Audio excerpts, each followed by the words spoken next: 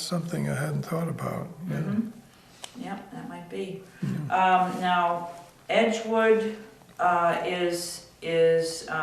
there are no properties there really as far as homes that the family lived in then on the Edgewood, because there is a white home at the Edgewood property, Yeah, but that was not yours. no, if you want to see the style of the house, Edgewood, it's the shingle style house, and the garage is still the original garage, so it shows the style of the house. And of course, we have pictures too of Edgewood. Mm-hmm. In 1899, J.P. Stevens became the sales representative. Yes, there was a important change that the industry, I guess, one way to say it, was becoming consolidated, and lots of firms decided that it was important to have a sales house in New York, where most of the sales were occurring. And so a relative, J.P. Stevens, John Peter Stevens, who lived in New Jersey, offered to become the sales agent, and they made a decision that's what they would do. And eventually, M.T. Stevens' company became a part of J.P., and J.P.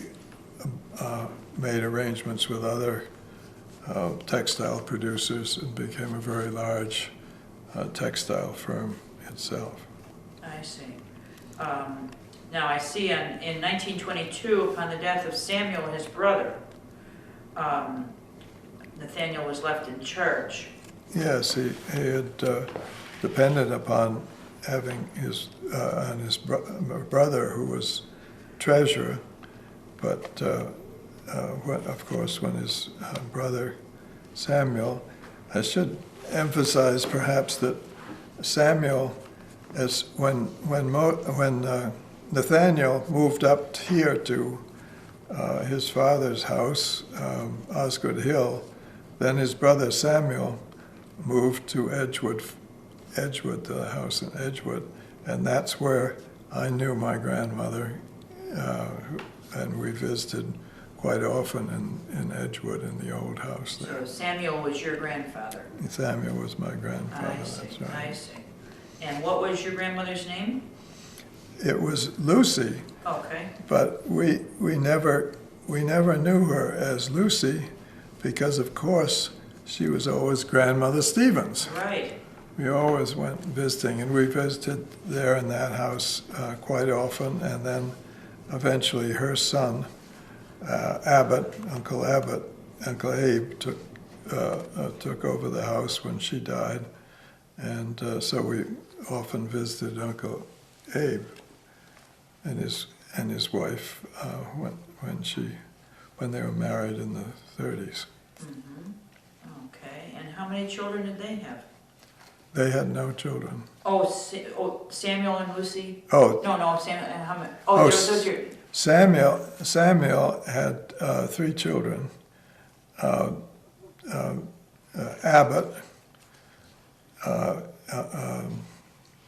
Abbott Stevens, and then his second child was Samuel D. Stevens Jr. Okay. And then his other child was, I'm blocking at the moment, was... Another son? No, it was a daughter. Okay. And she was a very important person, because she led in the development of the Museum of Textile History. Oh. And I don't have her name here, but We'll check. Yeah. All right. And the 50th wedding anniversary, I see, was celebrated in 1935. Here at Osgood Hill, yeah, that was the 15th wedding anniversary of Nathaniel. That's right. That must have been a grand event. Yes, and I believe there's a picture of that, an image of that wedding anniversary, and I've got to check out where that is. I didn't see it in the Historical Society, and it may be that I have it and should get it out. Somewhere in your records. Right. Okay. And the last local head of the M.T. Stevens and Sons family was, company, and president from 1907 to 1946. Yes. That was his, That's what Nathaniel carried on living in this house mhm. as the president of M.T. Stevens and Sons until his death in 1946. All right. Now, Moses' son Samuel, you said, here we are, Abbott and Samuel, so Abbott lived longer. He was alive until 1958. Yeah, well, Moses' son, see, Moses had three younger sons, as you may remember. No, he had three sons, Nathaniel, Samuel, and Moses T. Jr. And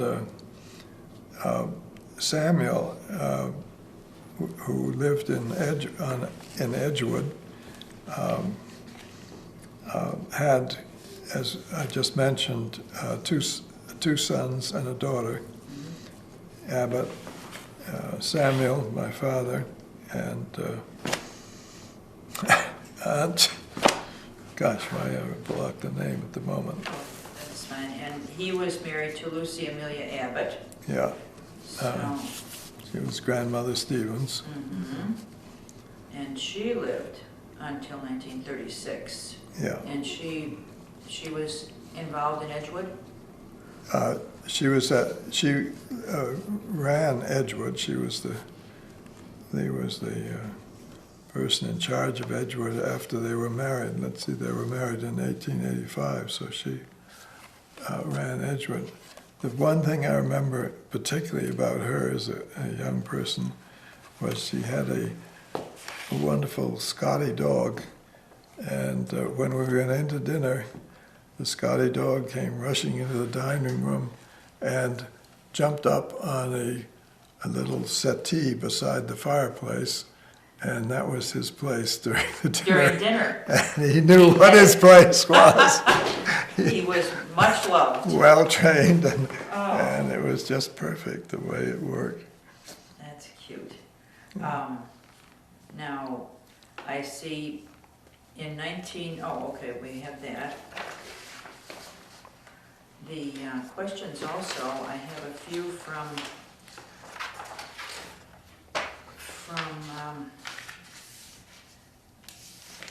Marty Larson. Yeah, I remember she sent some to me, but I Yes. haven't checked them through, so I'll do my best.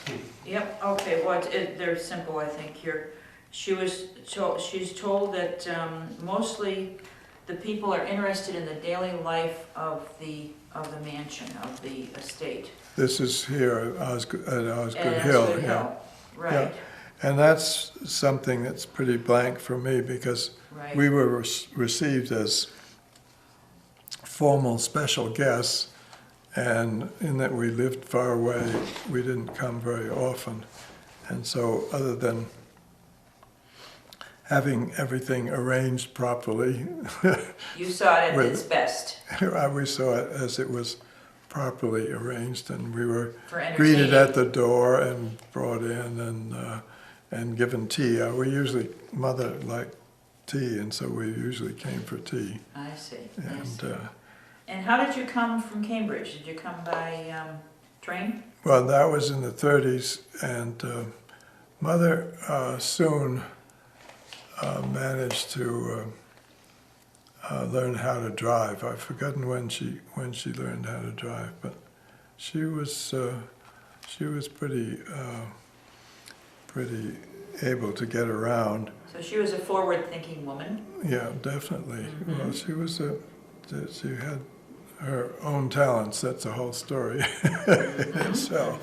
That's wonderful. But she actually, it's important to know that she was widowed in 1933 when I was just 7.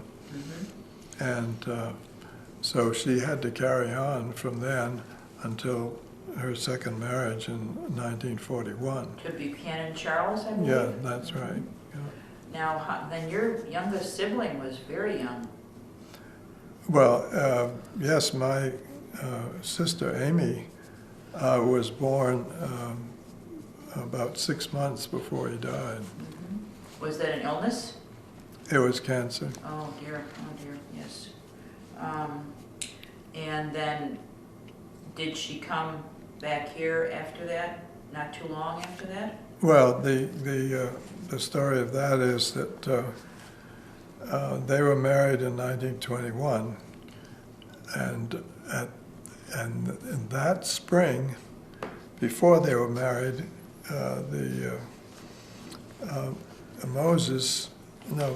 Nathaniel said, we just received word that the manager of the recently purchased Peacedale Mill in Peacedale, Rhode Island, had just died of a heart attack. And we need they used to call them supervisors. We need a super down there in Peacedale. So my father was asked to go down there immediately and take over and get the mill back in order, and also make it more profitable. Apparently there were problems about how to run the mill and all the rest of it. So he went down there about 5 months before they were married. Then he came back for the marriage ceremony. In the meanwhile, they'd arranged a house down there.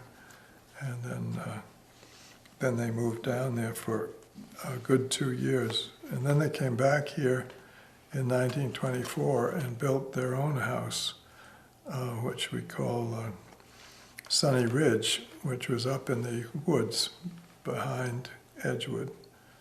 And that house still stands. Between Edgewood and the lake. Yeah, right. And that house still stands. Mm-hmm. Okay, and were you born in North Andover then? Yeah, I was born there, and so were my siblings. Siblings, okay. Yeah. Very good. Yeah. And we stayed there until 1934, and then my mother took the family to Cambridge, basically. Mm-hmm. After he had passed away. Yeah, Right. right. So what street were you on in Cambridge?